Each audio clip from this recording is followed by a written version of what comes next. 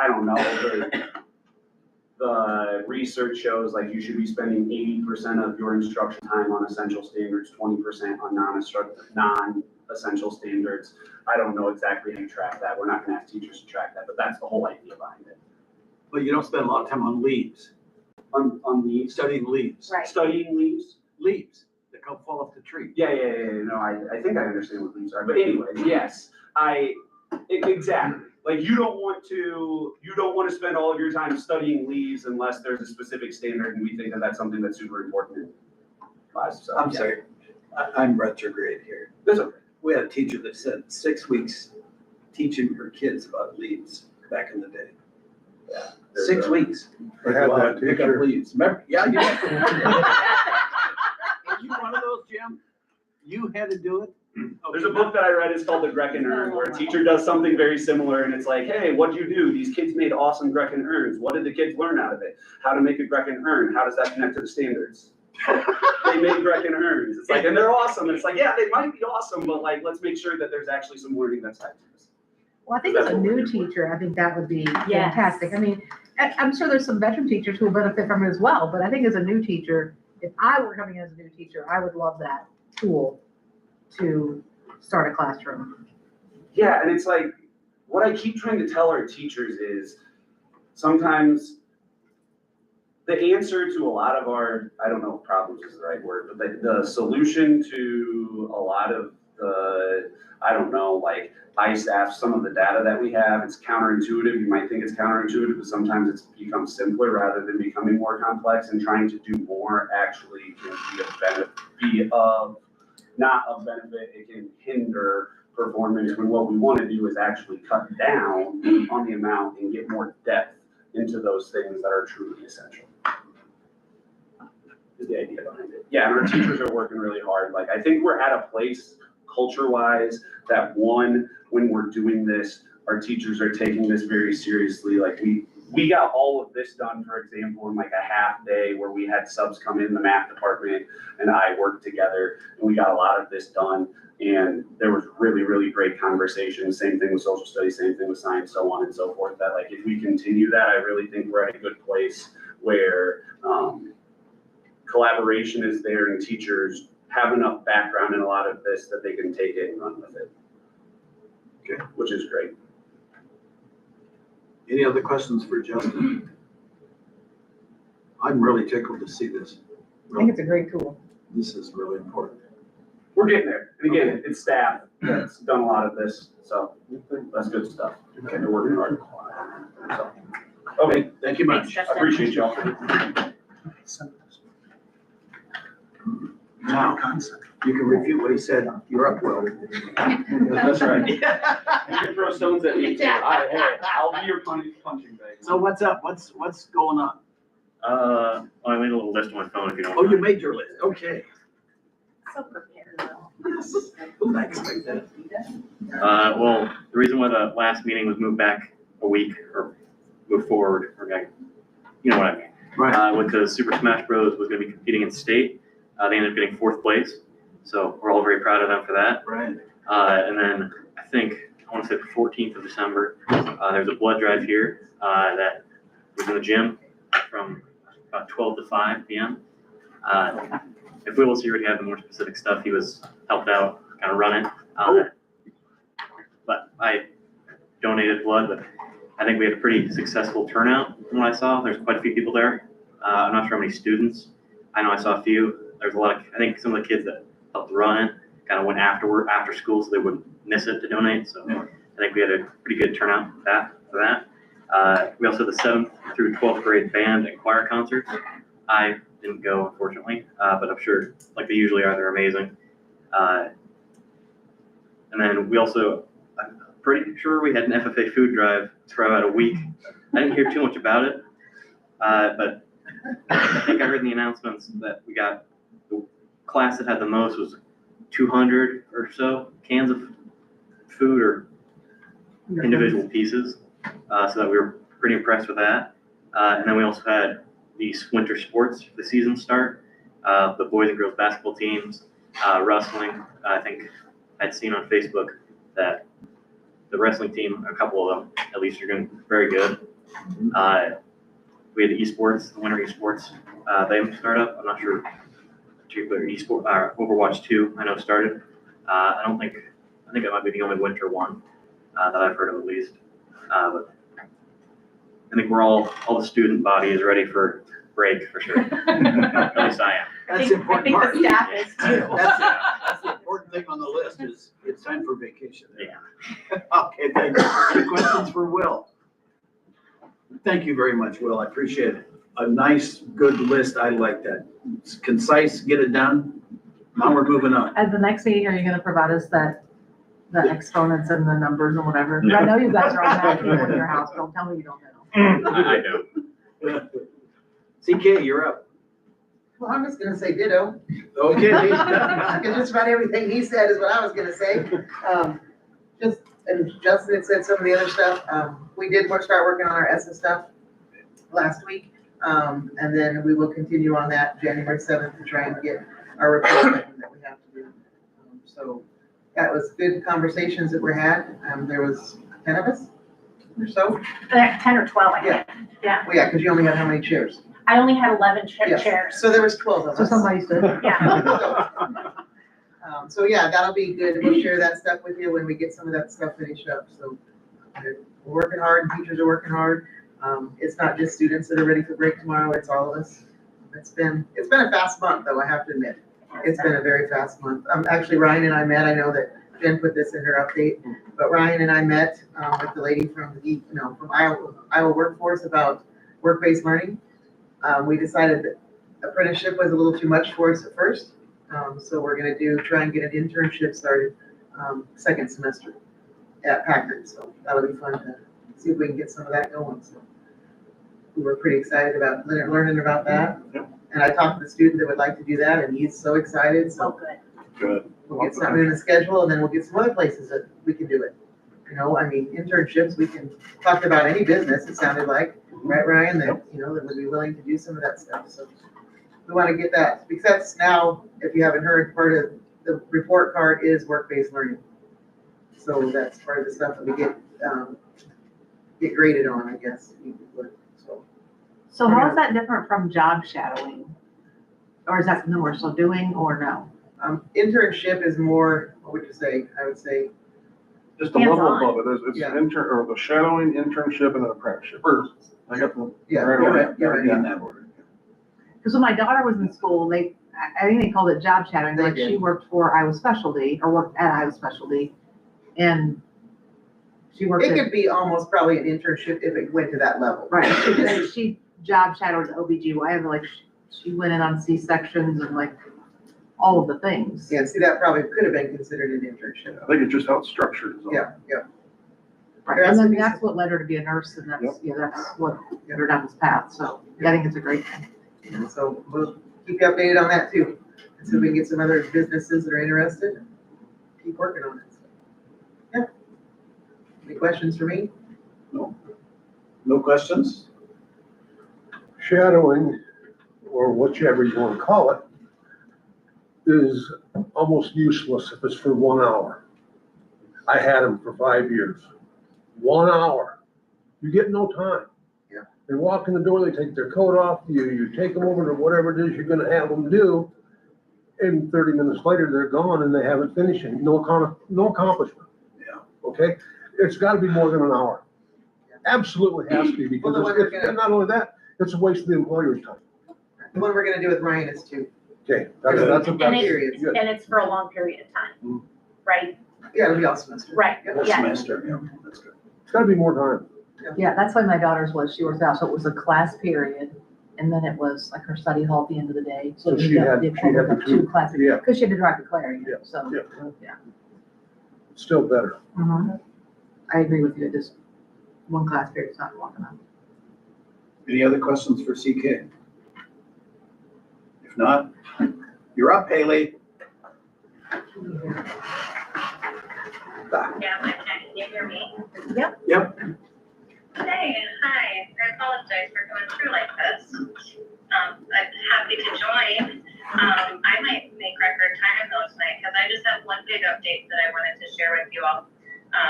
This time last month, I had just shared that at the top of mind and a priority of ours at Jacobson was literacy curriculum adoption. You all know that our literacy scores are just not where we want them to be, nor where we know we can take them. And we think that our literacy curriculum that we have currently, which is CCC, just isn't serving our students and our teachers in the way that we need it to. And so we've moved pretty quickly this month. I've spent a ton of time just investigating curriculum options for literacy and reaching out to different vendors and talking with the staff just about the process, timelines, what feels feasible, and also aggressive in a sense. Like I've talked with Jen before, like we just kind of don't have the luxury of time. We want to build, we want to improve things, we want to improve them yesterday. And so I spent, again, just a lot of time investigating and then bringing some of the top tiered things that feel like the best fit to the staff. And so we've had 4 different curriculum presentations from vendors, all 4 of which I think could serve us well. They're just collecting different data from the staff in terms of what they feel like is the best fit for us, what's the most feasible, and just what's going to meet the needs of our diverse population, and help to bridge that gap. And we are getting close. And so I've ordered, all of these vendors have sent us kind of just materials to browse, to get our hands on. And so teachers also have spent just a ton of time digging in and comparing apples to apples and sitting through the presentations. I've asked them to give me some feedback in some Google Forms, through some rubrics, through some gallery walks, things of that nature. And my goal is, hold your caps, everyone. My goal is by tomorrow to get some pilots ordered so that when we return from winter break, we can start to implement. But the biggest thing that I just want to highlight in all of this is when I started this process, when I came to staff, and they have been all in on, they want to do good things for kids the entire year. They've been all in and just open to change. But when I came to staff, I said, you know, here's what I'm hoping. If you guys kind of say absolutely not, I'll hear that. They did not do that, but I also said, I don't want to force anybody to pilot materials mid-year, because it's just not ideal to shift mid-year. It'd be preferable to do it in the fall. But again, we're just trying to balance the sense of urgency for kids. And so I was hoping that just a few of them would step up and say, I'm willing to pilot mid-year, even though I'm already taking on illustrative math, a new curriculum for math this year. I'm willing to try something else mid-year for literacy. I had 10 teachers that signed up without hesitation. And frankly, the other teachers who did not sign up, I'm willing to bet that if I went to them and said, hey, would you be willing, would you reconsider, I'd be willing to bet that they would say yes.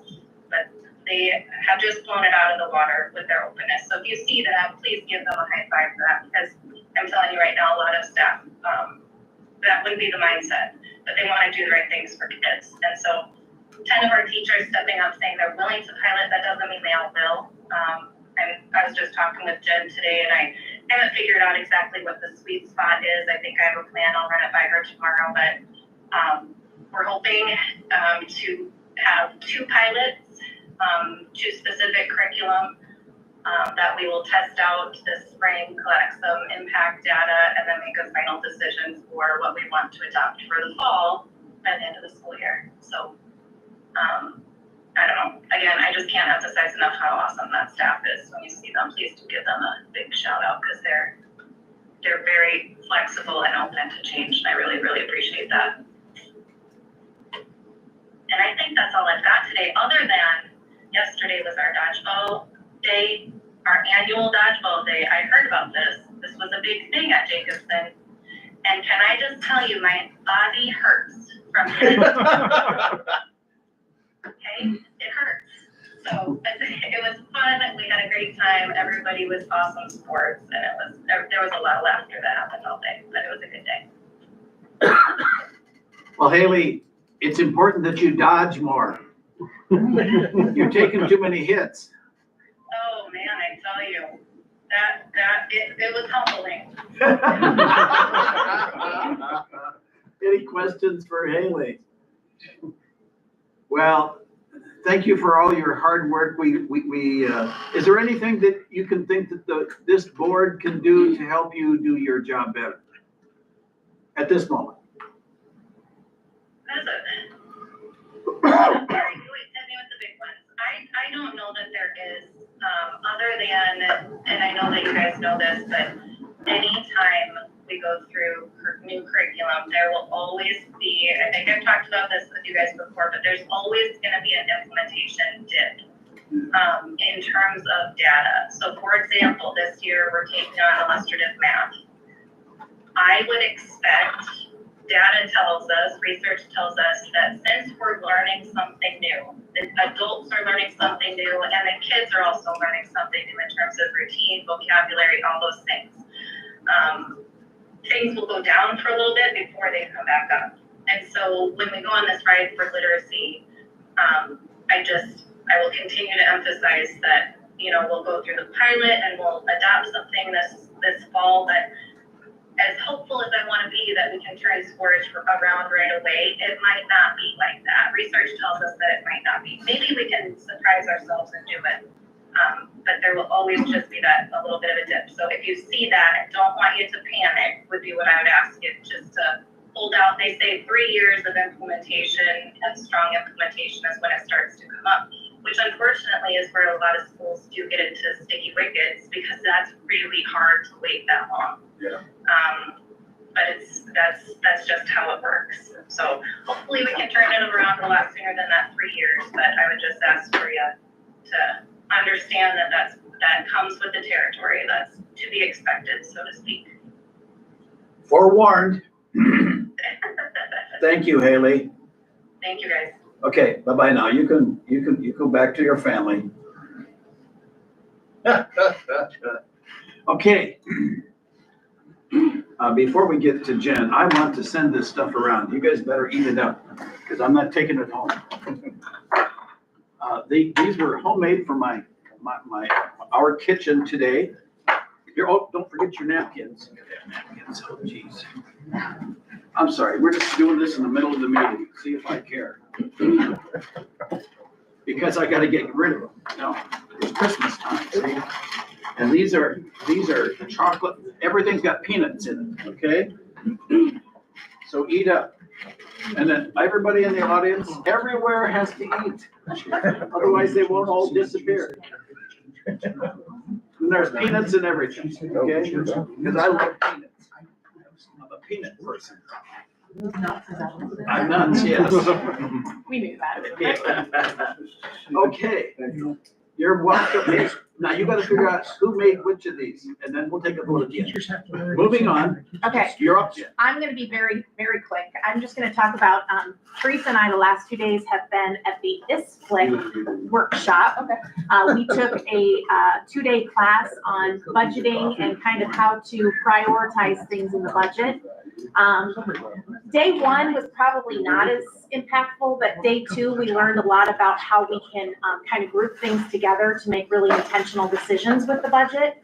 And so Teresa and I are gonna work on that together, and once we kind of get some things ready with that, we'll bring that back to you guys so that you can kind of see some of the work we've done. That's all I'm gonna tell you today. That's it. Whoa, that was good. Moving on. Well, yeah, it is 10 after 8. Now we get to action items. At-risk dropout prevention grant.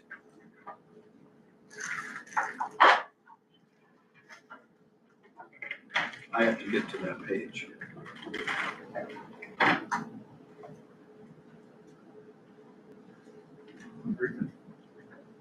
Just about there.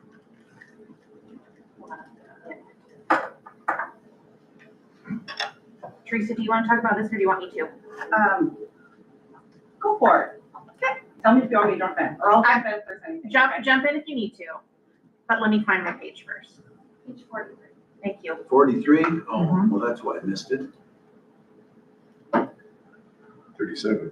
43, 43. 43. I might go to 43. Okay, at-risk dropout. Okay, so in December each year, we need to come in and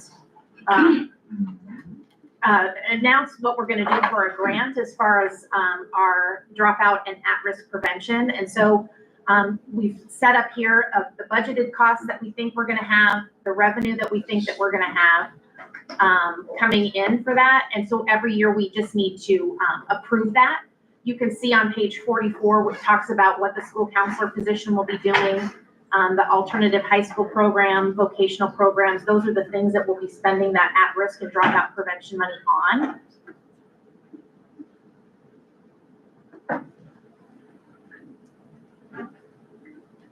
And the board will just need to pass a resolution in order to review those and have those done. Jen, I apologize, Gary distracted me with cookies. But I did want to just point out, so this is one of those funding inequities that we talk about. So years Oh, yeah. ago, we were capped at 4%, being Right. able to raise as Remember that. additional here. We keep putting it as a legislative priority. We haven't seen any action with that yet, but I do just want to point out that we could be getting another $70,000 if they were not arbitrarily capping us at 4% as opposed to that 5%. Sure. But it's still great that we have this. We Yeah, we're still better definitely than wanna some pass it. schools. Yeah, there are some, 2.5 is the lowest, so it could be worse, but it's one of those inequities that we just keep reminding them, hey, if you can do something to help us, that would be really, really awesome. And I will say that I know SAI and Rural Schools of Iowa, that's one of their top priorities also is that that piece of equity. Okay, I need a motion. Jim? Second. Second. Rick? Any discussion? This is a resolution. Roll call. Jerry Berkland, Aye. Ryan Meyer, Aye. Joel Boozman. Aye. Rick McDaniel, Aye. Michelle Murphy, Aye. Kevin Ring, Aye. Jim Swenson. Moving on, application to the School Budget Review Committee. There are 3 items there. I'm First gonna let one, you do this one now. number Teresa. 1 doesn't count, but 2 and 3 do, so. Yeah, so what happens here is our funding is really based off of one point in time. It's October 1st is what we're looking at. But we have changes that happen throughout the year after that. So the first piece of this would be if we have increased enrollment after count date.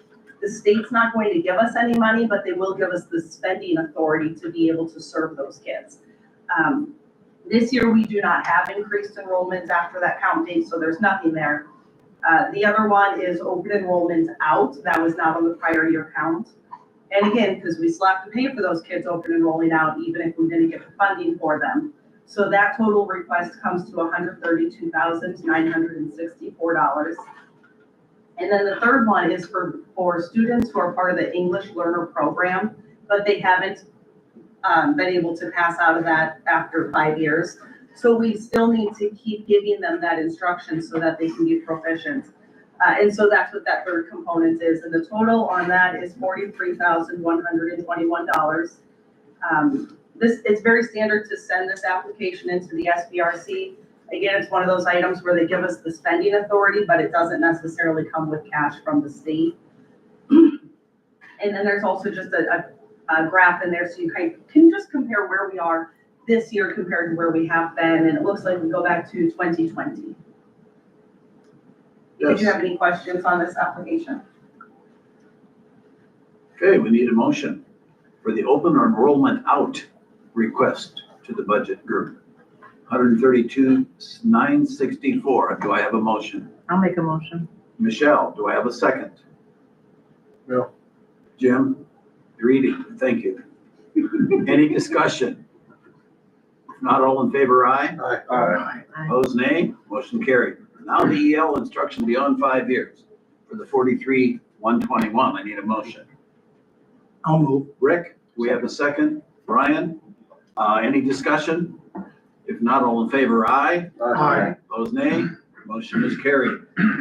Next, the school budget development calendar. Now, this is a little complex because, as you remember, we have one goofy hearing after another that they added a year ago in the legislature.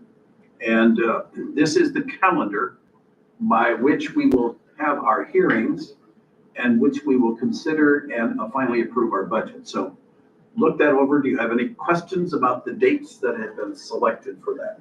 I do want to point out, this is tentative, you know, if Yeah. something gets bogged down at Oh, the yeah. state level, we Can't might do have changes from I there. was gonna say, when the state can't make up their mind again this coming year, our dates are gonna be moved back, correct? We still have to file the budget. by Yeah, the we way. have to file it even though we don't know But- our numbers.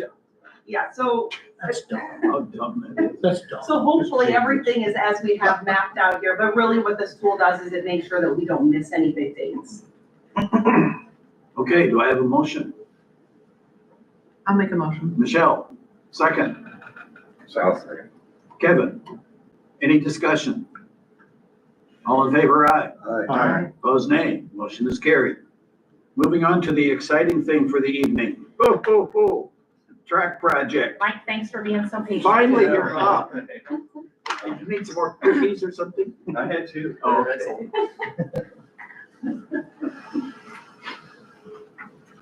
He did look a little confused when you started passing out treats though. You get that at every board meeting you go to? No. I didn't think so. Well, this is Christmas, for God's sake. That's why I got my Santa tie on for him. And socks. I like And the socks. too. Oh, she noticed my socks. Look at that. All right, my name's Mike Murphy. I'm with Larson Engineering, civil engineer and regional manager for the company here in West Des Moines. And tonight I'd like to, well, first I'd like to apologize that you don't have, I don't believe this is in a board packet, but it's, there's a lot of stuff to go through and I thought I'd just present it for you. And then maybe even a board packet for future. So I'd like to go through first the plans that we've prepared, and then I'll show you the cost estimate.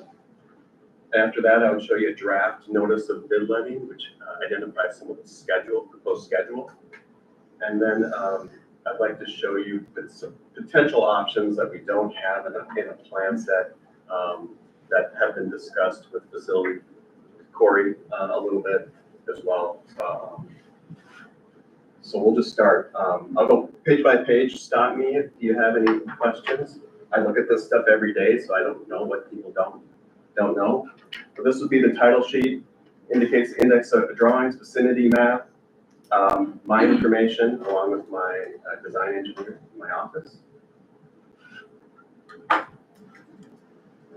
We have, it's called the Stormwater Pollution Prevention Plan required for disturbances over 1 acre. I call it the SWIP.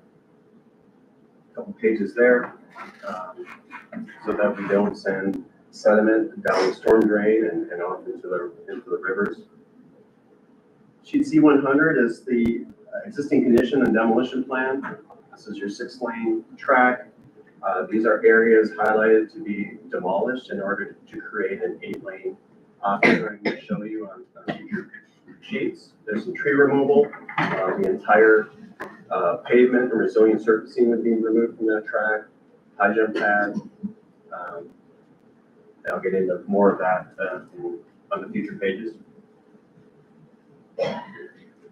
So we've tried to indicate with a dash line. It's better on my PDF, on other PDFs where it's red, but the dash line represents the existing 6-lane track to show you how the dimensions change going to an 8-lane version. The track does get a little thinner. In this option, we're able to save both bleacher systems. There's some room in front of the visitor bleachers, so we're using some of that.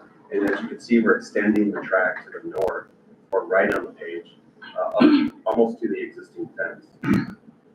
New high jump pad would be required, and we have new goalposts included, but we're trying to maintain the existing track field as is. If the crown would remain.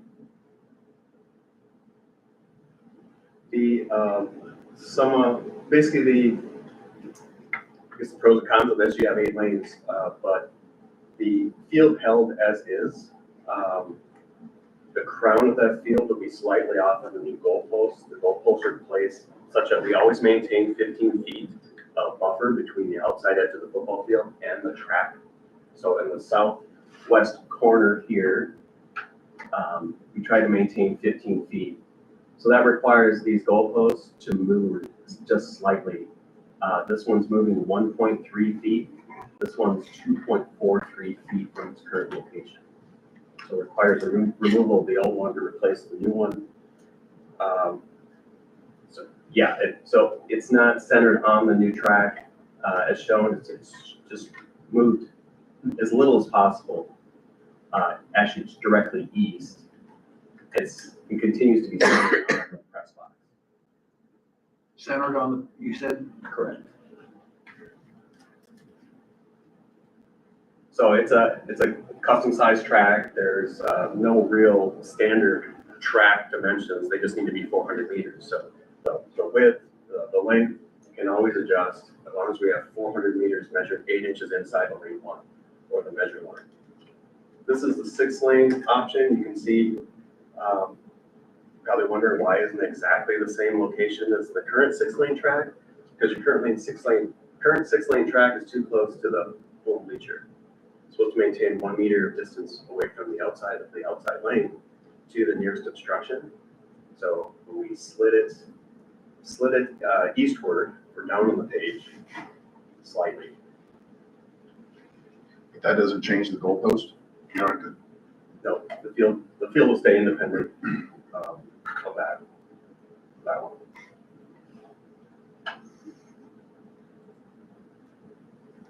This is just the grading plan showing our new elevations throughout. This is our utility plan, which we reroute. One thing to point out is we're proposing a trench drain on the inside, so we can carry the crown out to the edge of the track. The track drains inward to the trench drain. The field drains outward or outward to the trench drain as well. Leaves more room for soccer.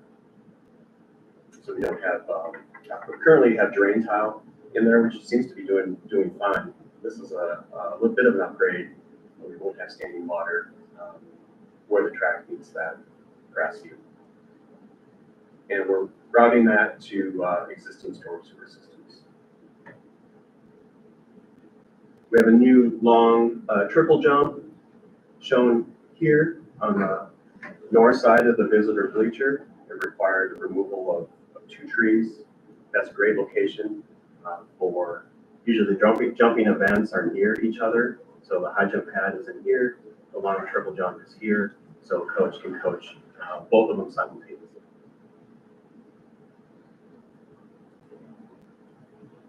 Just some details, specific details of some of the work that's being proposed to aid the contractor.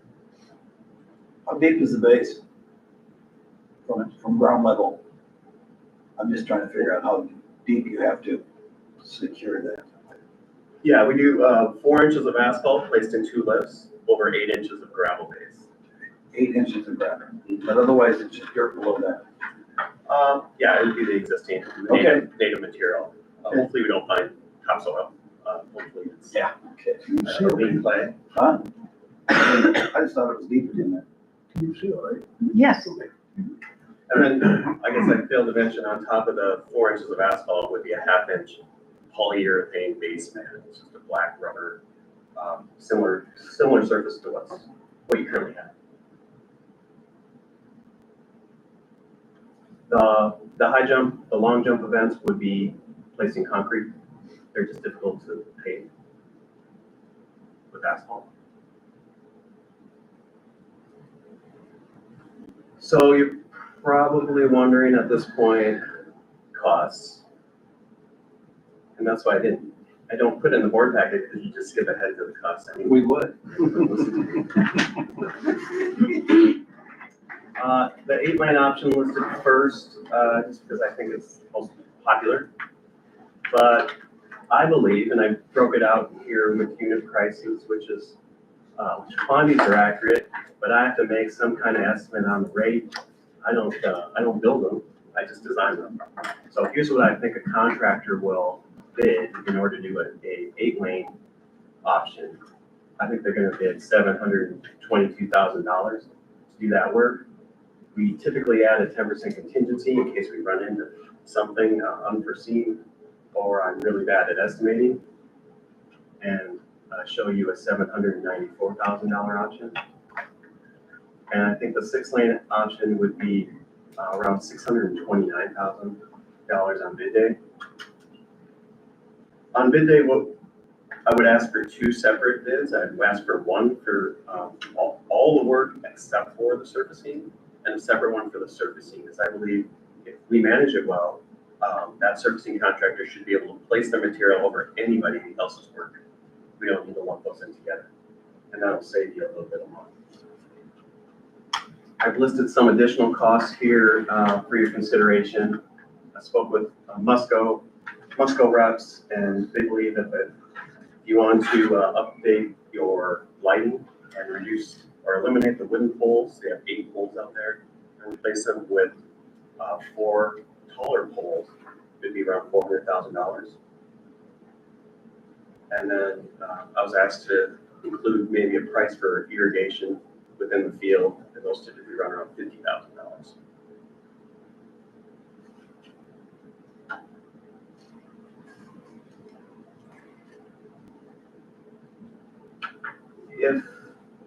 If you like what I've shown and you want to see actually what it costs, I would ask permission to see public bids. And if that was the case, this was the first document we prepared. It's essentially an advertisement that we'd like to gain bids, and I propose for the bids to be received on February 13th. I think you're gonna talk about a January 23rd public hearing to discuss this as well. And that fits within this. If you're okay with me submitting for public bid, we could do that as early as January 2nd and have it out in front of people. I'd conduct a pre-bid meeting here on site on January 3rd, 23rd, before your public hearing. Show contractors around, answer their questions, walk through the project manual, and walk through the schedule. The schedule we have is start date would be after the track season on May 19th and be done before the first football game, but August 8th is the idea. We understand that there's a big event here on July 4th, so the surfacing can't be placed on top of asphalt until that asphalt has sat for 28 days. So the goal would be to have the asphalt down by July 4th, and then we wait those with 28 days. And then early August, as we use pavers to pave that polyurethane basement. And I don't think there's any problem meeting that schedule, provided it never rains. The odds are. Well, It last won't. year was better than good.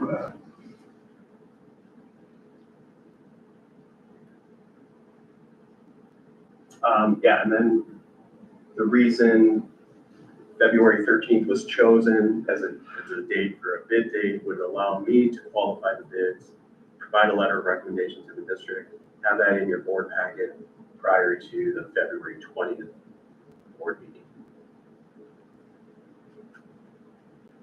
But before you authorize me to see public bids, Corey and Ms. Peter asked me to look at potentially other options that you may be interested in.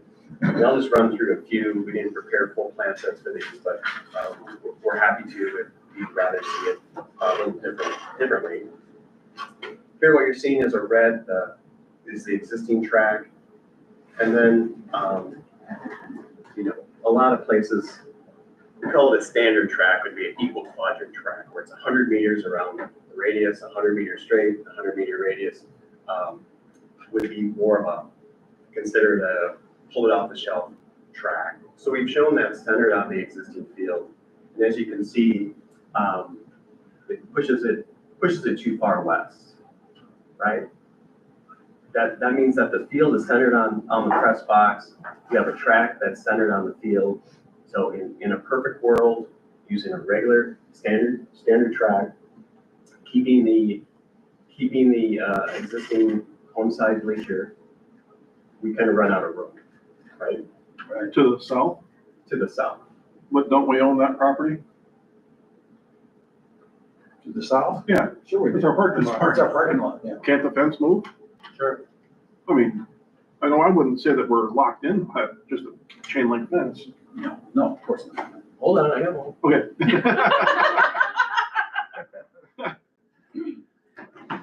So this is that same track, but slid, so we don't have to move the fence. And as you can see, it gets awfully close, but it kind of fits. It saves the home side bleacher, the press box. Although we run out of room here, like I said earlier, we need 15 feet. In order to get that 15 feet from the edge of the football field to the track, we would have to move the whole field 18.75 feet to the north, which means it's no longer centered on the home side bleacher. So maybe it makes sense to move and eliminate that fencing or remove that fencing. Because that is not ideal. Although we say stay on the crown of the field, we'd have to slide it directly north, that's 6 yards. So then we looked at, what if we kept the existing 6-lane track, the inside edge there, so we really didn't have to do anything to the field itself or goalposts, and we simply added 2 lanes to the outside of that track, and we held this constant. It would push the edge of the track, plenty of room here to that fence. But it would require essentially 5 rows of the home side bleacher to be eliminated. Eliminated and moved. Of the 10, We could move it back. We can move. or moved. Yeah.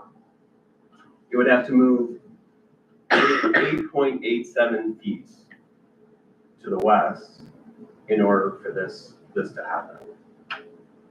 And that's a 6-lane track. This is an 8-lane. This with 8. But that's making it the, what do you call it, the preferred track. It's not elongated, It's, or well, whatever you call it earlier on. schools that have a heavy soccer influence, the preferred is as wide as possible to handle the wider soccer field. What you have is wider than a typical track already. Okay. So that's taking what you have, the width that you, let me go back. The width that you already have and adding 2 lanes to the outside. We play around with, this a little bit, so we wouldn't have to go as far. And it's not a problem keeping this as is. And that existing field is still 20 feet away from this proposed track. So that seems like a good option as long as it's not difficult to move a press box and a 10-row bleacher system.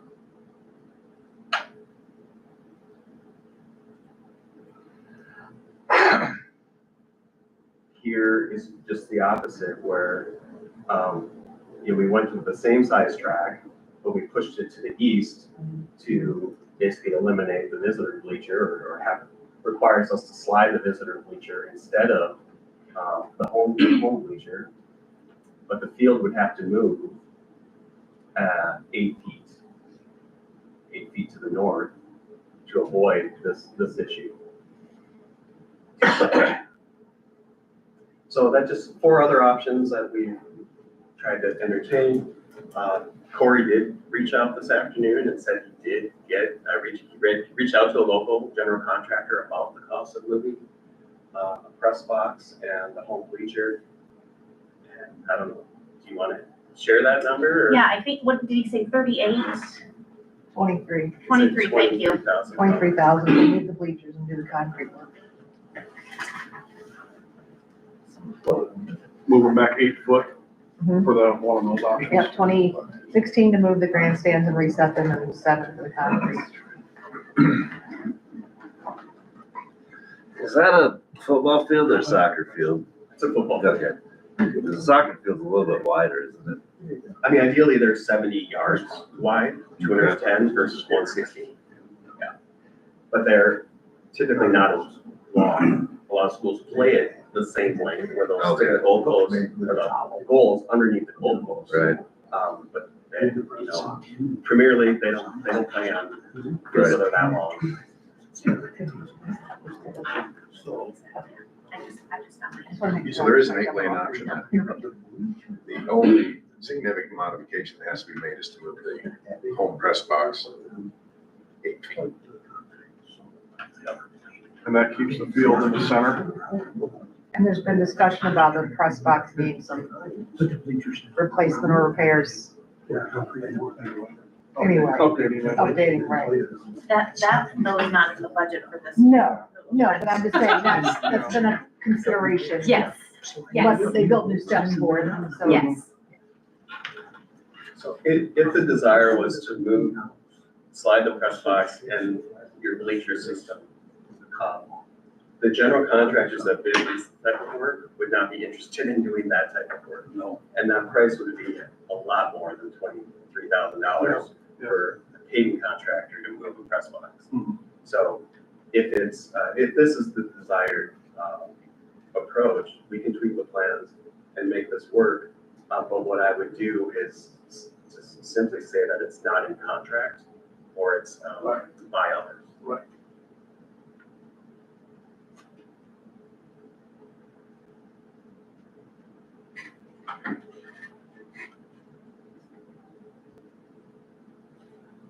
Will the lighting be in this contract?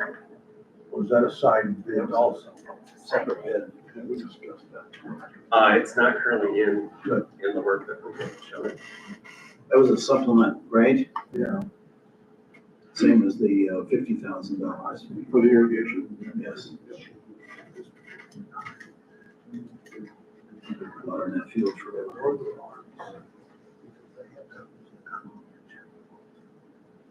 Do any of those last 4 options that you've added on, do you think that any of those would impact the original estimations that you have? Yeah, that's a good question. I didn't prepare other estimates, but if that is truly only 23,000 to move a press box and bleacher that's sitting on, concrete footing and is supported, I wouldn't know how you would even go about moving that. It's not an angle frame bleacher where you have a lot of supports on the slab. It is, it's a pier every 18 feet on center or so that's supporting that large bleacher. So it's not super straightforward to remove it. But if that were the case, and this was the outline of the 8-lane track, the high jump could remain. That wouldn't be part of the project. So that would lower. Right. It would save you $45,000 here. I'll have to look at the condition. You may want to replace it while you're there, but still, it would be replacing the pavement, maybe touching up the base, putting in new concrete. It would be cheaper for sure using that footprint. We wouldn't touch the goalposts, so you'd save $15,000 there without the goalposts. You then have the same crown of the field. You center it on the press box. Versus what we had was sliding the field a little bit east to stay on the center of the press box. How far east, if you remember? My original design, it was, Corey will get mad at me, but we had to move the north goalpost 1.3 feet and the south one 2.43 feet. Is that off? Well, We've been yeah. kicking to the wrong goalpost all these years. No wonder we never made any field The goals. whole field is a little twisted in relationship to the. And so that would mean that we would be off the center crown. I will tell you that Corey staked it out and said it wasn't as big of a deal as he originally thought it was gonna be. And the crown is, if we're talking about 1 to 2 feet for the crown, I question how big of a deal that really is. This doesn't make a lot of sense. My big concern about moving the bleachers is, I think that could turn out to be a real fiasco. Anytime you take a big steel structure that isn't supported by a solid base, but just pedestals, try to re-pour concrete and move that sucker and plop it down again, I think we'll be living with that for the next 40 years with a problem. That's my opinion. I don't. I don't even. think I don't see it being a big deal at all. That house I moved in Belmond, Right? I moved that house with 6 pieces of fiberglass sheeting and some grease and a come along. That's exactly right. And this is really the basic same thing. Get the bolts off, pour the concrete, got the concrete poured first, then drag it across.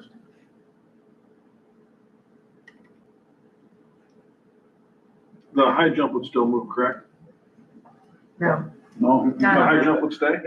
It wouldn't have to, I guess. Two guys. You should- you should- The athletes should be allowed to run in both directions, so they're not wind aided, so typically, they should have 2 sand pits or one in the middle and runaways on both sides. So I would recommend a new one and getting out of the field. But you wouldn't have to.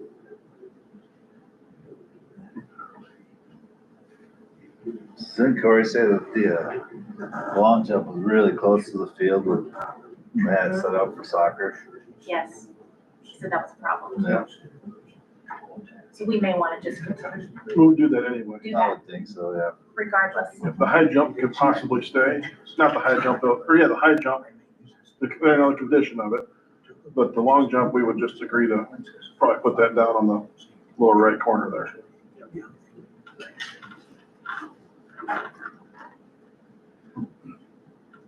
You should be smiling.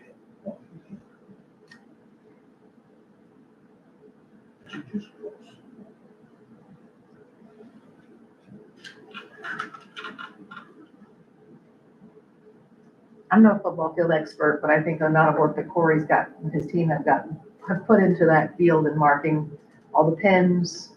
I think having to do any work with that is going to be a lot to ask of them to map that all out and redo that. Like Garner has basically a robot that they use to do all that with, and they may be, willing to rent that out at some point for us, but I think that's a consideration we need to think about too. Is anything that we move is gonna require them to do extra work to get that field back exactly where it needs to be for football. Would the drains still be part of this project? They wouldn't have to be, I mean, So really, if we decided to do this, like move the bleachers 8 foot back, we're looking at a lot of other savings. yeah, and I would put together an updated cost estimate and share that with you as soon as we had it put together. For me, relying on drain tile, I don't know exactly where it is. Over time, it could silt up, things of that nature. So I would prefer to put in a trench drain, but it's not required. You can add the- I guess, do we have an you can issue do that now? later. I don't know. Well, we have had, but I don't know where it drains to. See, the problem is, if it doesn't go down Louis Lane, if it goes down Louis Lane, I think we have a better chance. This goes back to my history when I'm city attorney. We had a horrible time right south of the high school. If that drained straight south of the football field, down through 10th Avenue, into 7th, that's where we had the problem. Because 7th's bad. 7th is terrible. It's very shallow on the north block and a half. Exactly. And so the real question is, I don't know where it drains. We'd have to get that from the city because I don't know where that drains to. The storm drain. And Didn't they work on that when they did the They did. remodeling and it because did, there but was I don't know. there was a size in the pipe issue? Sure. Yeah, the drains, some of the storm drains stuff out here Right, are undersized. right. That's We the talked problem, about. out the here through the workshop. parking lot and stuff. Right. Will you pull up Fixed that a few the years two ago, costs? and it went over 6 versus to, 8?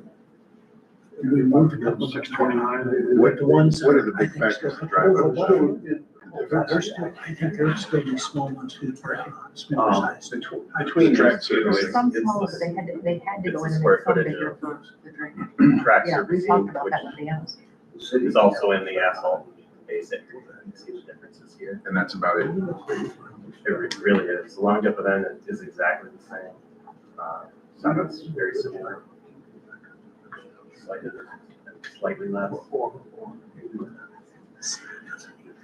So you had a new high jump area in both of those, I did. and that was just simply to replace it. Yeah, just to get it in the same essentially maintenance cycle, you know, that you're gonna put a brand new polyurethane base mat down, and that'll need at 5 years, 5 to 7 years, you do a structural scrubbing over it. You can do that in color, just to keep that on the same schedule rather than having one that's about to be replaced and one that's brand new. So I guess you could, in the 6-lane grade, you could probably save that. Yeah.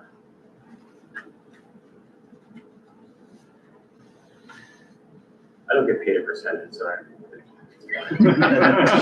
it's a lump sum. Could you read my mind? Yeah.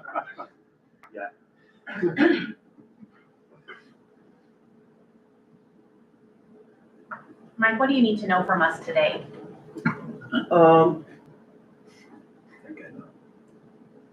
Some direction. I mean, Okay. if this board is okay with, pulling back the press box and the bleachers, I will adjust it to be the lowest cost possible 8-lane track, which is this option. In doing so, can you put options in for the drain, or can you break them out separately? Is that possible? Yeah, we could do an alternate for that. Yeah, alternate for the trench drain, alternate for the long jump? Yep. Just so we have an idea of individual aspects, if, you know, maybe we do choose to do those. No provisions on the visitor side in this? This, you can't see it, but it is showing it's about 2 feet away and we need 1 meter. So all I would do is extend the end of it a little bit to skinny it up maybe a foot to save, to get the 1 meter, you know, about actually 2 feet to save that 1 meter. So we just slide it and we'll make it a little bit longer. So it won't be a perfect oval, it'll be just a little longer. Not noticeable probably. It would be then a little skinnier than what you have. Will you not tell Corey that? 2 feet. Will you not tell Corey that? It's already on the thing, I think, Joe. It won't affect the location of the existing football field. That's that's a big piece to that, I understand that. Because the field itself is not in the center of the track, because it needs to stay on the center of the press box. Yeah, he doesn't have to go out every meet and paint the track. It's the field he has to paint every meet. True. And that's a process. And this maintains at least our 15 feet in that top left corner. It's right here, it says 19.91. And then we put a track in there anyway.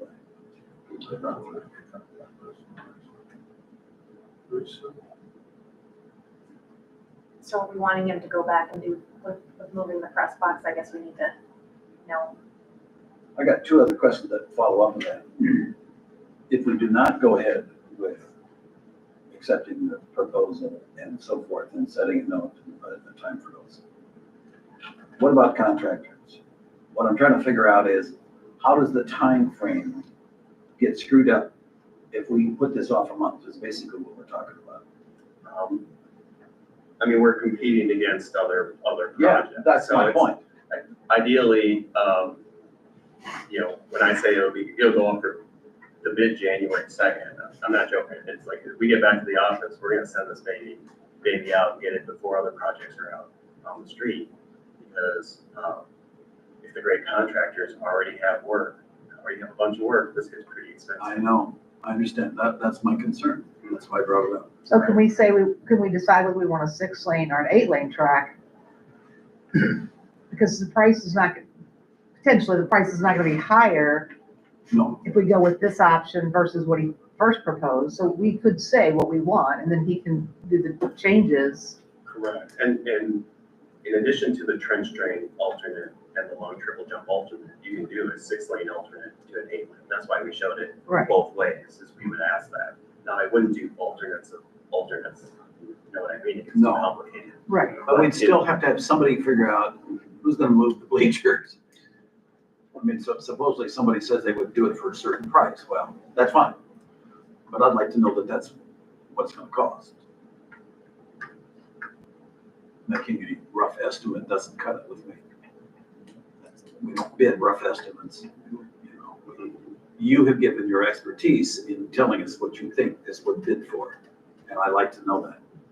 But I'm still concerned about moving those bleachers. I just think that could. Yeah, and then at that verbal quoted dollar amount, the district could enter into a contract directly. It's a small amount, yeah, it's below the amount, I understand that.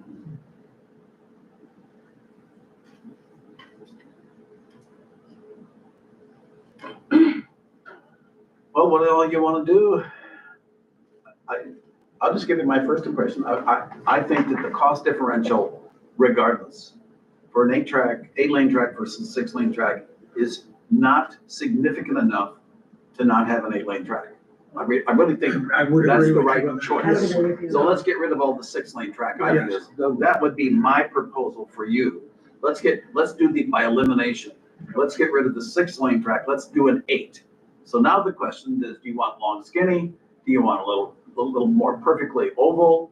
You know, it's not gonna be ideal. And then do we mess with the crown or we're not mess with the crown with the football field? I mean, that would be the next thing you need to decide so he knows what to do. I don't think we should mess with that crowd. Leave the crown where it is. Exactly. So we don't move the goalposts. Move the goalposts. You're gonna have to. But Corey Those are off. went out there and staked it out, and he said it's not gonna make that big of an impact on the crown if the goalposts have to move. Well, They they don't wouldn't have to move- move if we They move won't move bleachers. it. They don't have to. Right. If Right. we move the bleachers, goalposts stay where they are. Right. Yeah. They'll still be off, but that's okay. That's No, not my I mean, problem. the whole field is One road. rotated just Yeah. slightly from the track. And we're not fixing that. And you know what? Corey's not here. And you know why? Because I remember when the JCs did that, and those suckers, they just went out and said, oh, this is about right, let's do it. I'm not kidding you. That's how this happened.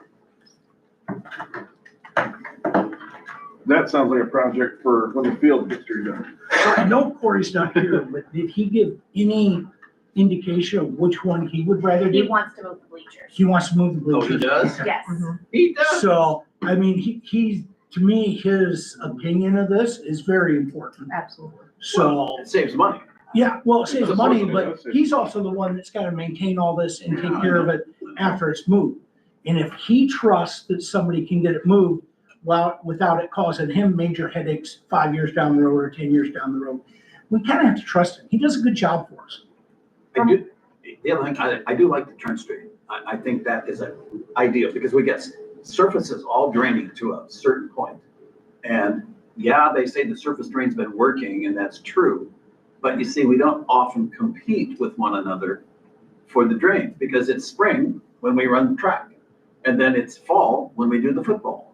So the reality is, if it's gonna drain, if we can improve drainage, that would be good. Or before we have a problem. You know for sure that there's a good outlet for that trench drain? Somebody's gonna check it out. So, yeah, it's probably been the most difficult part of this project, honestly. Ideally, we would use any pipe that currently runs under the track, so we don't have to make a new trench under a brand new. So you're gonna put a trench drain in and then put it right back into the tile that's, No, we're gonna run the trench drain and we're gonna tie that trench drain into a new solid PVC pipe. We're gonna use, some of it's gonna leave the southwest corner of the track. There's an existing drain here that Yeah. is, I remember seeing that one. yeah, that runs off to the south. We're not gonna touch that. It doesn't help us that much running here because this trench drain is very shallow. We're gonna have shallow pipe, PVC pipe that takes all this trench drain and route it to this location, where it's actually deeper, an invert that's deeper, so we can run it that distance to this location. We're gonna take some out to here. To that location. what's at the end of both of those? Is it just going to daylight? No, this is a Storm manhole, sewer. storm sewer manhole. And then there's some areas, we got soil borings and we found actually good sands at 5 to 6 feet deep, which is a little surprising to me. Not around here, it's no. Yeah. We're swamp here. Half this town is built on It's sand. river sand. And that's It's all river river sand, sand. which is great. So areas that have difficulties getting into a storm drain, we're run into a dry well, 8-foot deep dry well, there's gravel on the bottom. If it can't keep up, it'll bubble out the top before it would ever show itself inside the field. So very little of it's actually going to that dry well. That's our, that allows this whole system to work.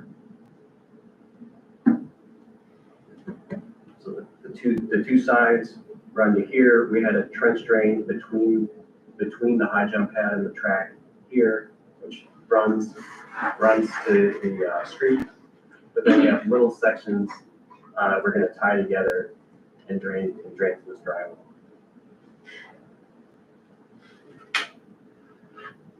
If I think a trench drain, ideally the trench drain's on the sidelines.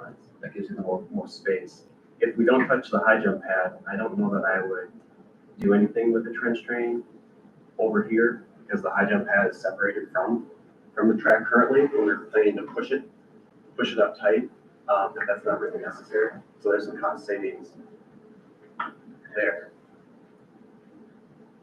But yeah, good question on where water goes. It wasn't super straightforward. Usually there's one 12-inch pipe that leaves the track and it's not really obvious to us.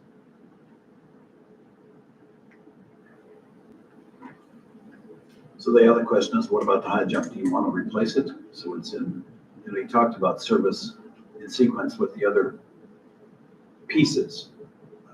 The long jump, the high jump, the other parts of the track that aren't the track itself. You do them all at the same time so that they're all sequentially repaired and upgraded when they need to be, or we do them hit and misses. We have a problem. I mean, I don't care. And the new one is 2-direction? For long jump. Yeah, the long jump.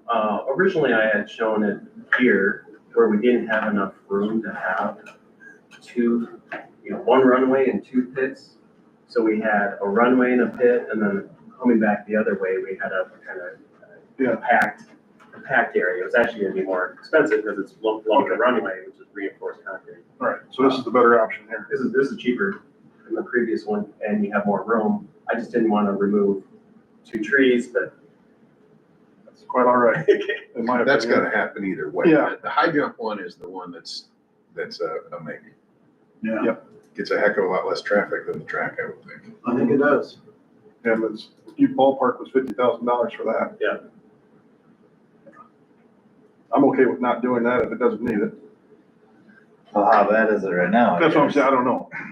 Next year, though. I don't know.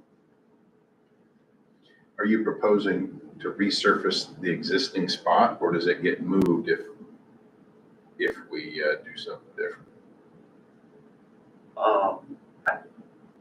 I'd like to look at the condition of it. The track itself isn't in a condition to simply pull off the polyurethane base mat and place it. So I would want to make sure the high jump is.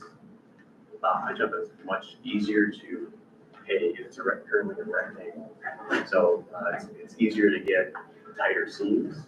The seams, that's what goes wrong on a track is those asphalt seams open up over time, and they can't get holes at that polyurethane base mat, creates a crack in it, gets lamination and floppy surface. So the high jump is probably in better condition. I'd like to look at it first before we decide.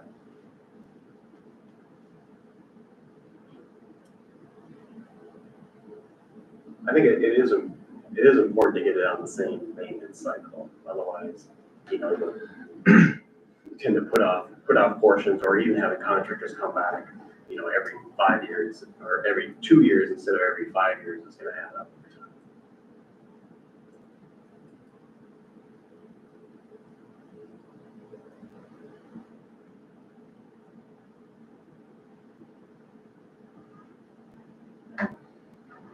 So let's walk through the sequence. Assuming we get to some final understanding of what this group wants. We made some progress. We're into an 8-lane. We're not gonna move the football field. this group is gonna somehow assume the responsibility to get the bleachers moved before the contractors all show up, right? And that's the way I understand this. And that's something that's kind of important, is that all of that, the bleachers and press box have to be moved out of the way before they can do the track. I understand, before they Yes. can start stripping. Yes. And so how and when do we go through the process? You said January 2nd, you're ready to put whatever we decide tonight, you're gonna be ready to put that stuff out to bidders. So the question is, what sequence do we need to follow here as a board to give you the authority to get all of that done once we give you the final direction of where we want to go with this? I mean, I think it's as easy as saying, you agree to give me permission to seek public bids, and I'll have a document ready to go. You'll have a public hearing again on January 23rd. Sure. We'll go through all the alternates, the whole schedule again for the public to ask questions, for you guys to ask questions. If there is some changes due to that can be incorporated into an addendum that's issued at least 72 hours before the bid date of February 13th. So there is still time to make tweaks to it. What about doing the high jump as an alternate? Yeah, that would be incorporated. I think that might satisfy our concern about cost. 50 grand for a high jump seems like a lot of money, and I think Brian's right about that. But maybe that's not what it's gonna cost. Right. Yeah, I have no problem. The only thing I'd say about alternates is keep them like 4 to 5. Yeah, I know, you get too crazy. Keep it simple. Yep. Otherwise, even the contractor gets goofy. So it sounds like we can do the, Yes, the motions that I put in there. I think we We'll can. let you move forward. That's yes. what I wanted to be Okay. sure. Yeah, of. that I did, yes, That's where I I'm was glad headed you asked with that it. I just question. wanted to be sure that we were going in the right direction.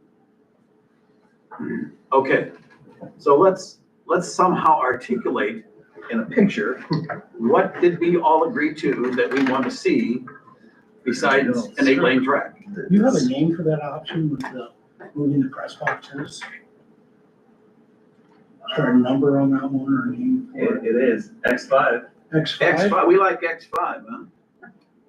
So we'd be doing a motion on putting out bids for X5. 8-lane Alternate- track. 8-lane track, X5, alternate on the high jump. What else? Ball field stays the same. Ball field stays the same. I think we agreed on the drains then? Yeah, I like the trench drains. Yep. Yeah, alternate trench drain. Alternate though. Alternate, yeah. Or are we gonna keep them in, just put them in there? I just think you put them in. Yeah, okay. I didn't know. Do you guys agree on that? I just think we need the drains. It makes sense because the tile is work for but how old is the tile underneath the Yeah, field? we don't know. And if that tile ever plugs, they're gonna have to dig field. Yeah. You know, and we have a really good crown in our field and it drains to the sides really well. It does. And the trench drains, they're easy to unplug if they plug up. I mean, it's just putting a snake down or something like that, or a jetter down them to unplug them. You don't have to dig the field up to do it. So it's more of, spend a little money now, save a lot of money later when the tiling stops working. Because Joel, does tiling in fields ever stop working? Never, Yeah, it works perfect all the time, doesn't it? never dug one up. So, yeah, we hate to have to dig up because we have one of the better football fields in our conference. Honestly, we do. And did So, I understand that we agreed that this track would be a little bit elongated so we don't have to move the visitor bleachers, right? That's right. yes, That was part of our discussion. Yep. Are we all in concurrence on that? I think he told us like 5 times he can do that. I know, but I just want him to know that that's what Yes. we want. Because it's gonna be very minute. Yeah, because otherwise he's gonna move those bleachers. Okay, so the only alternate we have right now is for the high jump. Correct. Right. So that means we're agreeing to have the long jump on the bottom right corner. Mhm. Yes. That's where Corey wants it too. Yep, no, That that's makes fine. more sense there. Anyway. It does. No irrigation then? No, I don't think they need irrigation. We've been watering that field forever. It works pretty darn good. I think that's part of the reason that they were hoping to get irrigation was because they've been watering that field forever. Gary, Put it in as just an option. Yes. See what comes back. There you Yeah. go. It is 50 grand. And that can See be, how excited that can be Corey gets. 100% I mean. exclusive of. Well, if we cut other expenses, maybe it's something we, Okay, alternate It irrigation. does take a lot Yeah, of because man now, hours. right, yeah, It does take, because they have to keep on moving Yes. that. Fund if we just buy it. right, say if we're cutting some other stuff, maybe that's something we can look at in that spot. We may actually save money by doing irrigation, because you see, Yes. we don't squirt more of our water. Yes. Watch it evaporate, middle of the summer.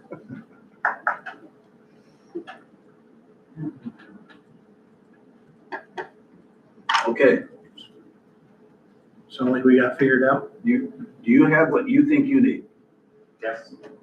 To the irrigation point for one Yes. second. That's totally unrelated to the track project in all reality, isn't it? I mean, is it such where, do you anticipate you'll have a separate irrigation company that would be interested in coming in and just doing that? Or will it fall under the veil of No, one of these? I would include it with the general site prep general contractor that they would have. That general will have a sub. You'll get a That sub. is an irrigation contractor that knows a lot more than I do about irrigation. So I'll show, what we typically do is we'll show head layout, size layout, and then we get a shop drawing after they did it that's totally different. But as long as it waters the field, I don't care where the heads are.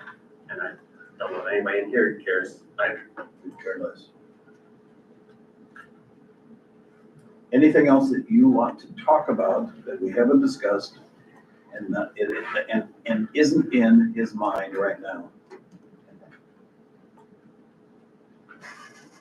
I would then entertain a motion to approve the plans to be determined specifically in accordance with our discussion tonight. Form a contract. Oh, I have a question about form a contract. In case of dispute, arbitration or courts? I have spent my life fighting over those damn clauses in contracts. It's the. I don't want arbitration. Forget it. Okay. You know, they use some guy out of New York City to fight over who gets paid. I don't. We'll resolve it in the court systems. We typically rely on the school district's attorney to read through the AIA document. Right. Yeah, I talked to our attorneys, he said to send it to them, I'll look at it. Okay. And I don't know, who is your? Allers, I just bring that up because that's just a thorn in my side. Is it Connor or Daniel? Connor's who I talked to, yes. Okay. I'm sorry, I stopped right in the middle of what I was saying.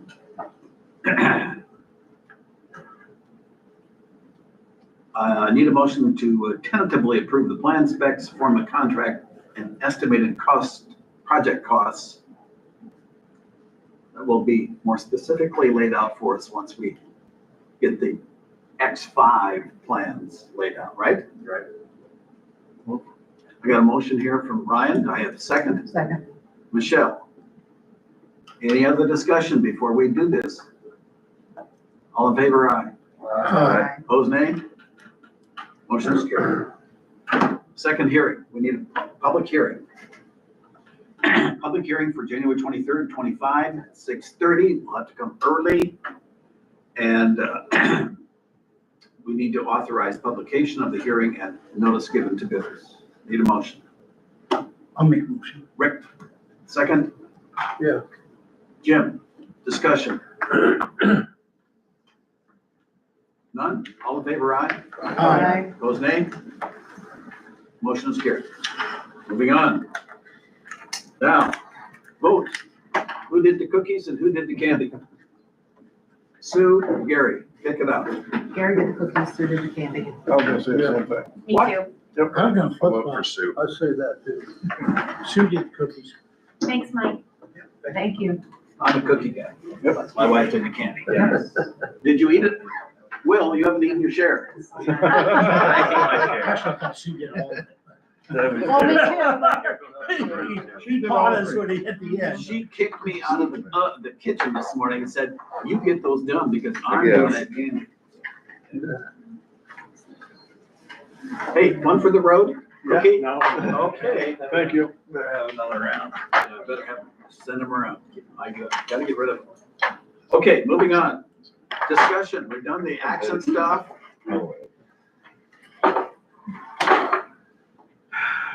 Negotiations planning, Just want to make sure we have the negotiations committee in line. right? Who's on the, You and Rick, you and Rick? Me and Rick? okay? And then And you and I for Yes. the non-cert staff, Non-certified. okay. Perfect, okay. Certified one is easy anymore. They are, that team from the teachers it's a pleasure actually doing it. And they are passionate about what they are doing, but they also are reasonable, very reasonable. Yeah. So they make it enjoyable. It'll It's the way negotiations should be. it'll be fun. You missed out on the best one. No, not in on those. No, they know what to expect and they know what they want and they make that You were clear. saying I missed the good ones. No, I got No, in. you did miss When the I good ones. I didn't miss the good ones. I got in towards the end of the good ones. Yeah. Pretty sure you walked out on me. on one of those good ones. Okay, so I for believe I had a those of call. you who went to the convention, I need 2 highlights from you from the convention each. Tell me. Oh, only two. So Oh, Michelle's long heartbroken. ago. Oh, Entire Michelle's I know heartbroken. you got your notebook. No, no one's ever kept you to two, so. Two. Okay, what you got? Oh, I did. I have to remember, it was a month ago, I'm trying to remember. I've been to a lot of things. I've done a lot of things since then. I looked at this and I was like, IASB, why are we talking about that? Well, Gary, you missed the most entertaining opening music that we've ever had, Oh, in my Really? opinion. You Very would have good. loved You it. would have Was loved it it. good? It was the Yes. North Scott Jazz Ensemble. Oh, I love jazz. They did a Jackson 5 song, Uh-huh. they did an Amy Winehouse song, and they had a guy up there on the stage who was a retiring board member. I'm going to say that he may have been older than you and Jim.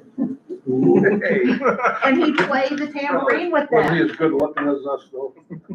I didn't get that close to look at it. He was dressed nicely though, he played the tambourine with them while Must they, come out it over was on- very good, it was very entertaining. We did say Gary would have won. Yeah. But they were fabulous. They were small in number, but powerful. They had 2 gals that sang, They were so good. and they were fantastic. And I missed Fantastic. So if you ever can find them on YouTube or anywhere, you should, North Scott Jazz Ensemble. They were great. So Aren't you a social kind I was chasing the camels, okay. the opening keynote speaker, Sarita Maben, the title of her presentation was, if you can't say something nice, what? Don't say anything at all. No, if you can't say something nice, what do you say? So she gave you examples of what you should say. Basically, her whole theme was turning uncomfortable conversations into constructive communication. Good. Which was She had some really good things. really, I got tons and tons of different quotes that she used. Say what you mean what you say, but don't say it mean. Don't It's say a good thing to follow. She gave out a card with 10 phrases to use when in uncomfortable situations. And she did tell us a funny thing that, so they're supposed to all be positive, like giving benefit of the doubt. You may not realize that when you say this, you make someone feel uncomfortable, whatever. Are you aware of the effect? She said she had a guy that took all of these and turned them into a negative, which she found actually quite funny the way he did it, but his were all like, help me understand why you still work here. I need your help figuring out why you still work here. She was pretty funny. I still So, work yeah, here. she was good. She was good. So anyway, she was a really good speaker. My first breakout session was, what was it? Oh, Surya Maven. I went to her session, and what you have control over as a board. And the 4 things: our attitude, social media posts, whether we respond or we don't respond, listening and making people feel heard, and asking questions. Those are the 4 things that we have control over as a board as far as the public is, dealing with the public. She had lots of good things to say, but those are the 4 I thought that I took away from that. lunch session, or did we do breakout session too? Yep, I went to how to use data to drive decisions at the board table. Was not what I thought it was gonna be. I thought it was going to be data that we needed to look at with our math scores, our literacy scores. Sure. It was not that, it was more financial, which was fine. And that worked out okay.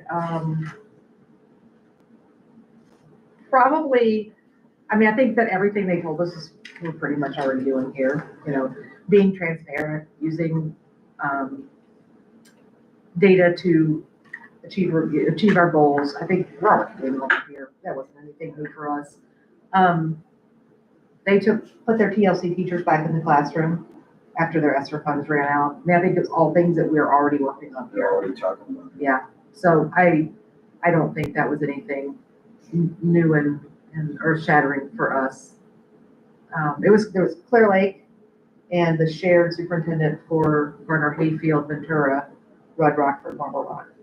They were all there, so that was interesting to listen to them talk. Our noon speaker was Donna Beagle, and her subject was on poverty. It was interesting. I think she was the one we said she asked a lot of. Yeah, she asked a lot of rhetorical Rhetorical questions questions. that she expected an answer for. It You know was- what I mean? In a group like that? Like I just did. Like, Yeah. I know what you mean. thanks. She came from a very poor background. Yes. And she's made a great life for herself. So I think that she had a good message. Maybe it was the delivery that wasn't as helpful. What was for lunch? That's all I want. Oh. It was It was a like a chicken, chicken it Oh, was a yeah. chicken breast with Chicken sandwich. And then after we were half finished or 3/4 finished, that they brought around some tomato basil soup, but you know, whatever, that's fine. Yeah, we were like, our plates had been cleared, I think, by that time. Okay. Just a couple percentages she gave us that I did find interesting. 54% of Iowans are paying more than 50% of their income for rent. They tell you to figure about 30%. Yes, they do. 54% of Iowans are paying more than 50% of their income. I'm not for rent. surprised by that number at all. I'm not either, but I feel like speaks volumes. But maybe that's because of what you do for a living, what I did for a living. We Right, see we it see it. firsthand. And That's she, one of the things a lot of families struggle with is how to pay their rent. and she talked about generational poverty versus situational poverty. And with generational poverty, there's an 83% chance that you won't get out of that. And that's why it's generational. It just becomes one after the other. She also said something about, the welfare, the amount of welfare that a family of 4 gets in the state of Iowa right now is $400 a month. Right, and also for SNAP program for meals, $2.80 per person per meal. So for a family of 4, they're getting $2.80 per person per meal. What can you feed your family of 4? You can't even get McDonald's. Ramen noodles. Holy smokes. So if you go to Fairway and you buy an already cut up container of fruit, Yeah, yeah. you can't buy it for the $2.80 for 4 people. You can't. Crazy. So just some interesting, You can't buy hot dogs Thoughts and about macaroni and that? cheese for that. Really. not really, that's why we said people eat a lot of pasta. And that's why there's not really, people say there's an obesity epidemic, but really it's more of a poverty epidemic than there is an obesity. Because you can get pasta and ground beef and some sauce, and you can feed your family a big meal for $11 or $12. But you can't do that with, anything with fruit and vegetables. So that was interesting. And then my last session that I went to was a district-wide approach to behavior prevention and response. It was college community schools, which I've never heard of, a very large campus-based school. They talked a lot about social, emotional, behavioral health, collaboration, relationships. Probably they did a handout, which I thought was helpful. It gave some tips for boards to use. I may share this one little sheet with everyone, just make a copy of it. But they talked a lot about just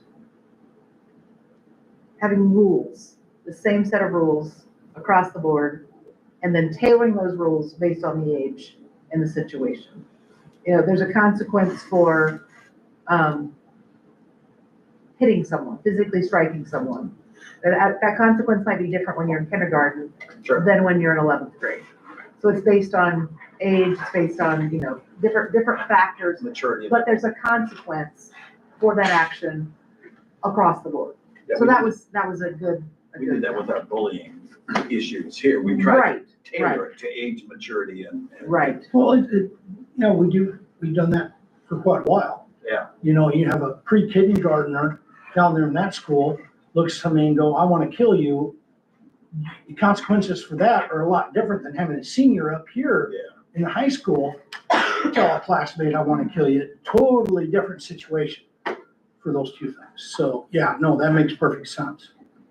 But it'd be nice to have it all written and Yeah. So I also didn't, each case is I different. didn't get to stay for I stayed for part of the last session, I stayed for all of it, so I can't really speak to that, but the one thing I did pick up from the vendors that I wanted to share was that the US Supreme Court has a ruling out about, when I first started on the school board, I went to a session my very first time, and they made it very clear that if you hold yourself out on your social media page, that you're a school board member, if you even say in November on the election day, vote for me today, I'm running for school board seat in District 3.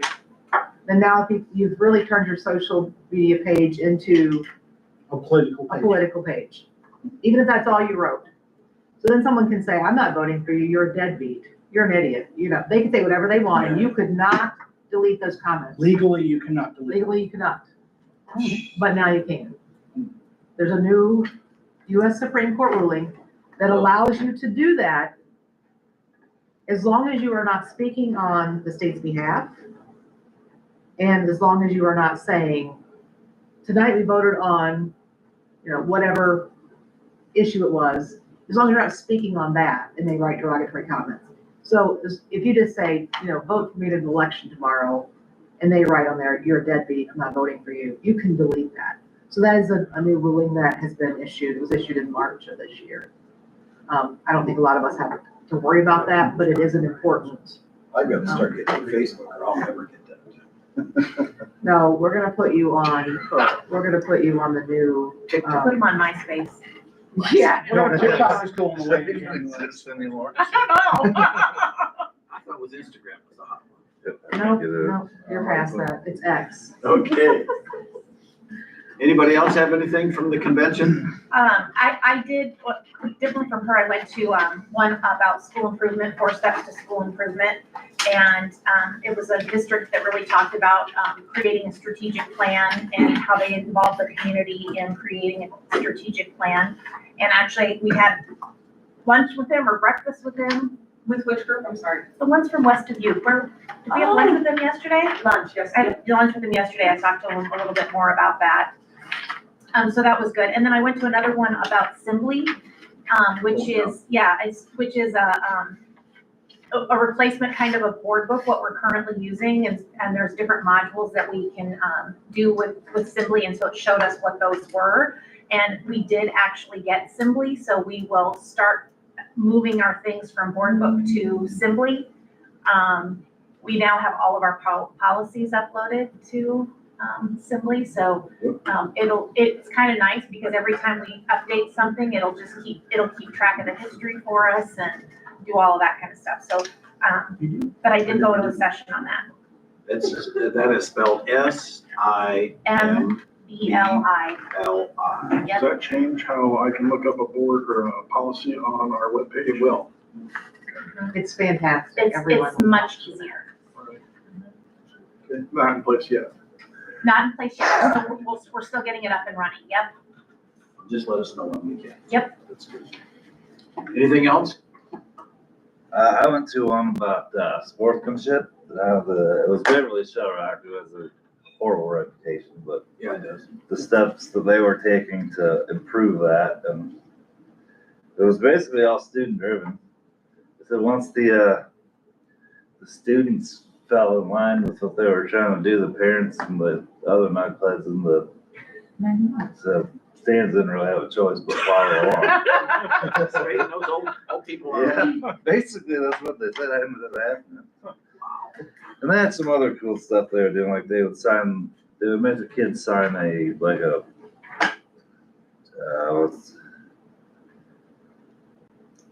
yeah, basically like a pledge, and then if they signed the pledge, they would get a t-shirt.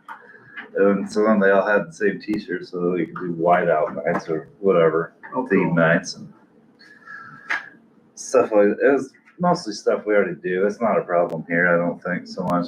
But then the other one I went to was on safety and security, like physical security of buildings, and it's mostly all stuff we're already doing. They mentioned the I love you guys stuff that we're doing, so that's pretty much it. And then I went to the same one Michelle did, thought it was the exact same thing she did apparently. Which one was that one? The data one. The data one, yeah. Oh, yeah, we were in that one together, yeah. The other thing I didn't mention is we went to the breakfast, the new Oh, yeah. board Oh, yeah? superintendent and board president breakfast. I pretended that was Gary. That's good. And I had the good breakfast, so you missed It was a good breakfast. Oh, my God. I Um, missed the good food. this was not a big takeaway as far as information is interesting. There were boards there or people that meet twice, boards that meet twice a month. What? Absolutely not. Don't get any ideas. Really, there were boards that meet twice a month. Yeah. Wow, that sounds like an old hens club. I mean, come on. Yeah, I said that's no, That's thank monkey you. business. They do, they meet twice a month. But a lot of what they talked about, like quarterly reviews for superintendents, they were doing the same thing for new superintendents. And, Yeah, we got one coming up, you know. absolutely, yeah. I think that, we're doing a lot of similar things to other So districts. think about all, We had good table discussions, so. I'm sorry, Jen. She's glad she's not in Emmitsburg or Esterville or wherever that one was. Esterville. Evil. He was there that day. I know. He's such a nice guy. I'm just so sad about that. One other thing before we adjourn, Day on the Hill is January 28th. SAI, RASB, and AEAs will all participate in that. So I am gonna be going to that, so, Good. so you guys You are. talk to the legislators. Yes, I will.